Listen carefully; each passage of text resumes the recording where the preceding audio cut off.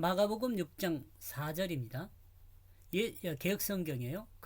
예수께서 그들에게 이르시되 선지자가 자기 고향과 자기 친척과 자기 집 외에서는 존경을 받지 못함이 없느니라 하시며.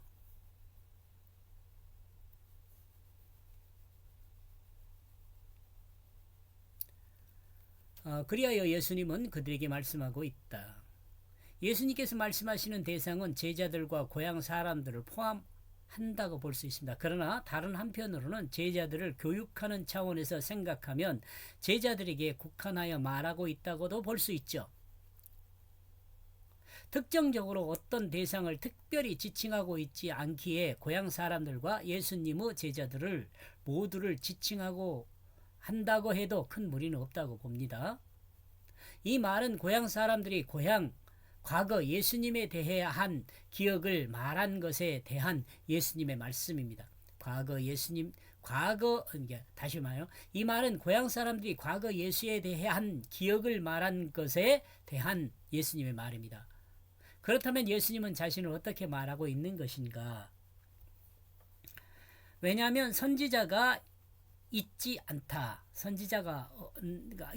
그러므로 그는 존경받지 못한다. 그 자신의 그 고향 안에서는 아니다. 자신의 고향에서는 인정하지 않는다는 거예요. 고향에서는 아니란 말이에요.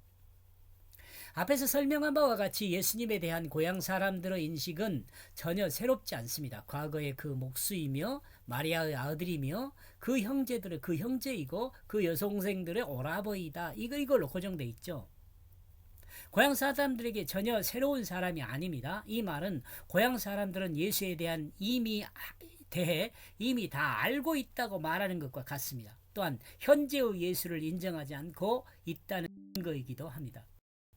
예수를 인정하지 않는 것은 그것으로 끝나지 않습니다. 이것도 여러분 예수를 인정하지 않는 것은 그것으로 끝나지 않아요. 이 부정적인 생각이 하나님의 구속사에서 벗어나 구원의 길에 들어설 수 없게 되죠. 예수님은 영원한 생명을 얻을 구원의 은혜가 예수님은 영원한 생명을 얻을 구원의 은혜가 예수 고향대에서도 진행되기를 원했지만 고향 사람들은 예수님을 인정하지 않고 자신들이 알고 있는 예수로만 고정하고 있습니다. 그들은 고향 사람 중 한 사람으로 그냥 같은 마을에서 농기구나 가구를 만들어 파는 사람으로 자신들과 같이 살고 있는 그 형제로 알고 있는 거죠. 이같이 예수를 먼저 알고 있는 그것은 그들의 그 영생의 길을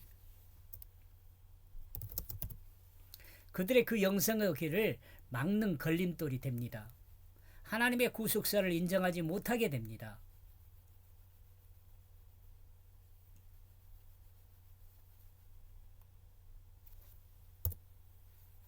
예수를 영접해야 할 사람에게 선행되어야 할 그것은 자신이 알고 있는 지식의 범위 안에서 예수를 영접하려는 그 생각에서 벗어나야 합니다.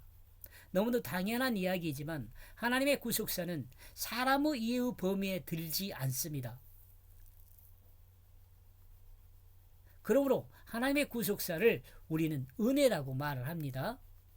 하나님의 무한 광대하신 그 사랑을 어떻게 사람의 머리로 이해할 수 있겠습니까?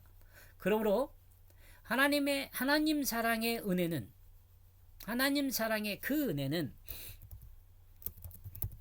은혜는 믿음으로 받아들여야 합니다.